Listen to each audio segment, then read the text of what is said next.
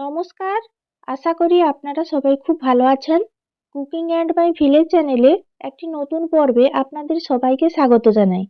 আজকে রান্নার ভিডিও নয়, গয়না বড়ি তৈরির ভিডিও নিয়ে আপনাদের সামনে চলে এসেছি। আপনারা অবশ্যই সাবস্ক্রাইব করে পাশে থাকুন। গয়নার বড়ি তৈরির জন্য আমি নিয়েছি বিউলির ডাল। আমি খোসা সহ বাড়িতে চাষ করা বিউলির ডাল নিয়েছি। আপনারা চাইলে বাজার থেকে খোসাবিহীন ছাঁটাই করা বিউলির ডাল কিনেও বড়ি তৈরি করতে পারেন। গয়না বড়ি তৈরির জন্য প্রথমে বিউলির ডালগুলোকে আমি 6 থেকে 8 ঘন্টার জন্য ভালো করে ভিজিয়ে রেখে দেব। তারপর ভালো করে ভিজে গেলে বিউলির ডালগুলোকে একটা চটের বস্তায় ঘষে পরিষ্কার করে নেব। তাহলে এই কালো খোসাগুলো উঠে যাবে। দেখতেই পাচ্ছেন বিউলির ডালগুলোকে আমি ভিজিয়ে রাখার পর খুব ভালোভাবে ভিজে গেছে আর পরিষ্কার করে নিয়েছি। খোসাগুলো বেরিয়ে গেছে। দু একটা খোসা যদি থেকে থাকে তাহলে হাত দিয়ে বেছে পরিষ্কার করে নিতে হবে। আর বাজার থেকে যদি আপনারা খোসাবিহীন ছাঁটাই করা বিউলির ডাল কিনে বড়ি তৈরি করেন তাহলে ধুয়ে ভালো করে পরিষ্কার করে নিয়ে বিউলির ডালগুলোকে ভিজিয়ে নিলেই হবে। খোসা ছাড়ানোর ব্যাপার থাকে না।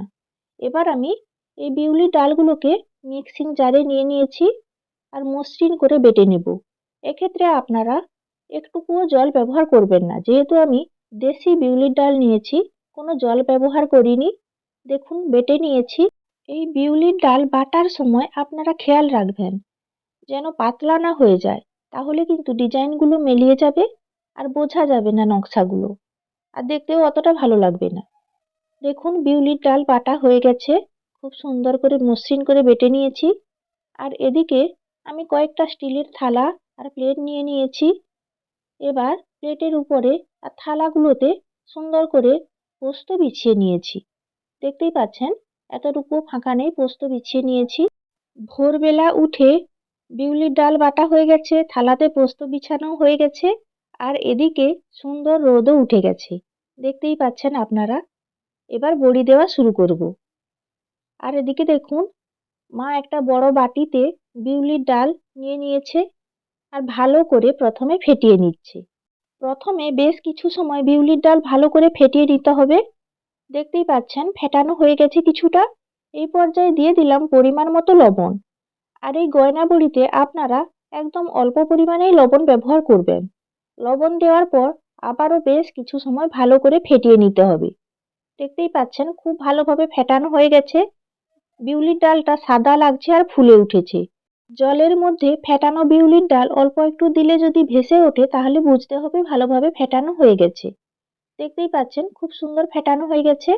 একটা পলিব্যাগকে আমি ভাঁজ করে নিয়েছি আর উল্টো দিক করে নিয়েছি যাতে পেপারের কালারটা না ওঠে, তাই উল্টো দিক করে নিয়েছি আর নল লাগিয়ে দিয়েছি। এবার দেখুন ভালো করে এইভাবে হাত দিয়ে ধরে নিলাম। এই পর্যায়ে বড়ি দেওয়া শুরু করলাম। আর আপনারা দেখতেই পাচ্ছেন বুড়ো আঙুল আর তর্জনী দিয়ে পেপারটাকে শক্ত করে ধরে রেখেছি, আর বাকি আঙুলগুলো দিয়ে ধীরে ধীরে চাপ দিচ্ছি।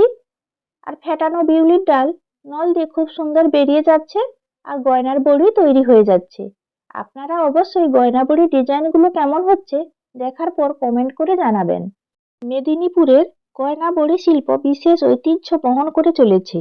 মেদিনীপুরের গয়না বড়ি পূর্ব মেদিনীপুর জেলার একটি ঐতিহ্যবাহী ও জনপ্রিয় খাদ্য, যা বিউলির ডাল ও পোস্ত দিয়ে তৈরি করা হয়। দেখতেই পাচ্ছেন কথা বলতে বলতে আমার কিন্তু হাত চলছে আর বড়িগুলো তৈরি হয়ে যাচ্ছে ধীরে ধীরে। এই গয়না বড়ি দেখতে অনেকটা গয়নার মতো, আর তৈরি করার সময় নকশা করে তৈরি করা হয়, তাই এর নাম গয়না বড়ি। এটি শুধু খাদ্য নয়, এটি পূর্ব মেদিনীপুরের শিল্প সংস্কৃতি ও খাদ্য সংস্কৃতির এক অপূর্ব মেলবন্ধন। রবীন্দ্রনাথ ঠাকুর, সত্যজিৎ রায়ের মতো বিশিষ্ট ব্যক্তিরাও এই গয়না বড়ির প্রশংসা করেছেন।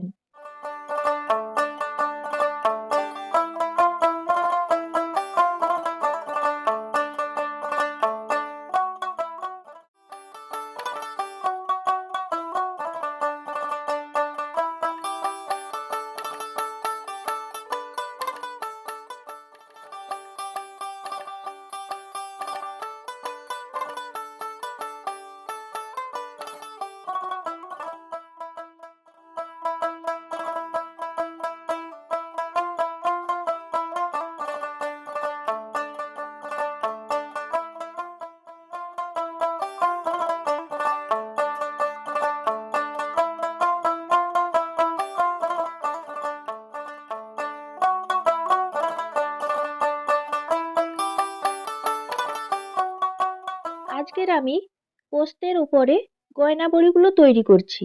আপনারা চাইলে ছাঁটাই করা তিলের উপরেও গয়না বড়িগুলো তৈরি করতে পারেন। সেক্ষেত্রেও খেতে খারাপ লাগে না, খেতে ভালোই লাগে। আর বড়িগুলো দেখতেও ভালো লাগে। আপনারা চাইলে তিলের উপরেও বড়িগুলো তৈরি করতে পারেন। এই গয়না বড়িগুলো তৈরির জন্য আপনারা সকাল সকাল উঠে রোদ ওঠার পরপরই বড়িগুলো তৈরি করে নেবেন আর সকালের হালকা রোদে দিয়ে দেবেন। তাহলে বড়িগুলো নরম হয় আর খেতেও ভালো লাগে। আর এই বড়ি তৈরির জন্য বিউলির ডাল খুব ভালো করে ফেটাতে হবে আর মসৃণ করে বিউলির ডালগুলোকে বাটতেও হবে। তাহলে বড়ি নরম হয়, আর না হলে বড়িগুলো শক্ত হয়ে যাবে, খেতে অতটা ভালো লাগবে না। আপনাদের সঙ্গে কথা বলতে বলতে গয়নার বড়িগুলো তৈরি করে নিচ্ছি। দেখতেই পাচ্ছেন একটা একটা করে থালাতে কত সুন্দর করে গয়নার বড়িগুলো আমি তৈরি করে নিচ্ছি। আর গয়না বড়িগুলো তৈরির পর দেখতে আশা করি আপনাদেরও ভালো লাগছে। থালাতে একদিক থেকে সাজিয়ে সাজিয়ে সুন্দর করে বড়িগুলো তৈরি করে নিচ্ছি। আর এই গয়না বড়িতে আপনারা বিউলির ডাল ফেটানোর সময় অল্প একটু কালো জিরে দিয়ে দিতে পারেন। তাহলে বড়িগুলো ভাজা খাওয়ার সময় কালো জিরেগুলো মুখে পড়বে আর খেতেও ভালো লাগে। আপনারা মুসুরের ডাল দিয়েও এইভাবে গয়না বড়ি তৈরি করতে পারেন। মুসুরের ডাল আর বিউলির ডাল মিশিয়েও একই সঙ্গে গয়না বড়িগুলো তৈরি করতে পারেন। তাহলে দুদিকে দুই রকমের কালার হয় আর দেখতেও খারাপ লাগে না, বেশ ভালোই লাগে। আর মেদিনীপুরের গয়না বড়ির শিল্পকলায় মুগ্ধ হয়ে রবীন্দ্রনাথ ঠাকুর মন্তব্য করেছিলেন, গয়না বড়ি শুধুমাত্র দেখার জন্য, খাওয়ার জন্য নয়, এবং এর শিল্প নৈপুণ্য বিস্ময়কর। তিনি এই গয়না বড়ি দেখে এতটাই আকৃষ্ট হয়েছিলেন যে শান্তিনিকেতনের কলা ভবনে সংরক্ষণ করার জন্য অনুমতি চেয়েছিলেন। এই গয়না বড়ির ডিজাইনগুলো তো গয়নার মতো করেই তৈরি করা হয়, হাতের কায়দায় আর সূক্ষ্ম ডিজাইন দিয়ে গয়না বড়ি তৈরি করা হয়। দেখতেও অনেকটা গয়নার মতোই লাগে।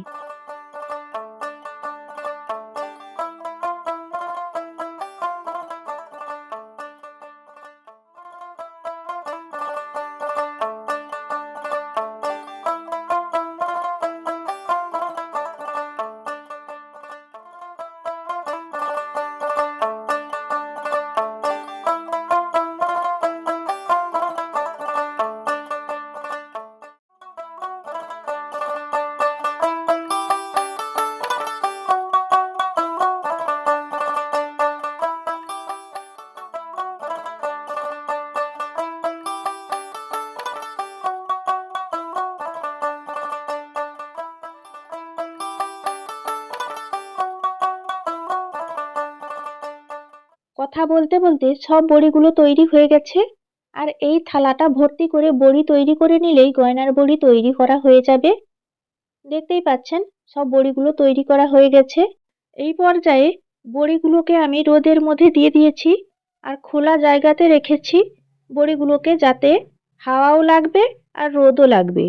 এইভাবে যত সময় পর্যন্ত রোদ থাকবে রোদের মধ্যে বড়িগুলোকে আমি ভালো করে শুকনো করে নেব।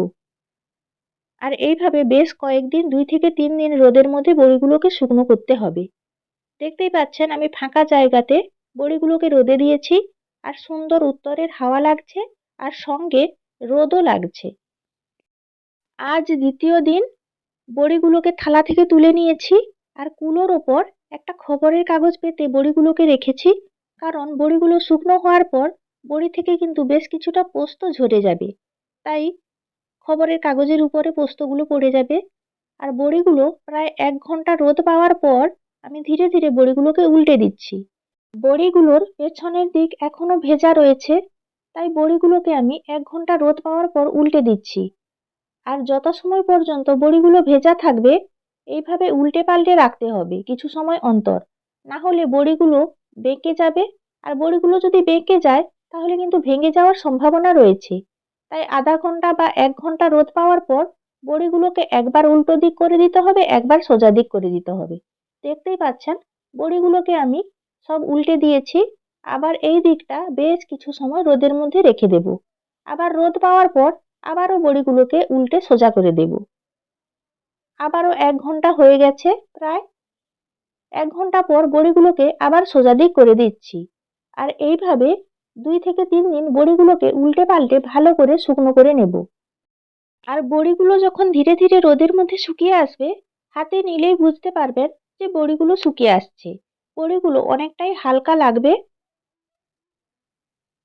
বড়ির ডিজাইনগুলো তো আপনারা শুকনো হওয়ার পর দেখতেই পাচ্ছেন। আপনারাও বাড়িতে এইভাবে গয়না বড়ি তৈরি করুন। গয়না বড়ি তৈরি করতে যেমন ভালো লাগে, খেতেও ভালো লাগে। আর গয়না বড়ি যদি সুন্দর করে দেওয়া যায়, বাড়িতে অতিথি এলে এই গয়না বড়ি ভেজে আপ্যায়ন করতে পারেন। আপনারা দেখতেই পেলেন প্রায় 1 ঘন্টা অন্তর রোদের মধ্যে বড়িগুলোকে উল্টে পাল্টে বড়ির 2 দিক শুকনো করে নিচ্ছি।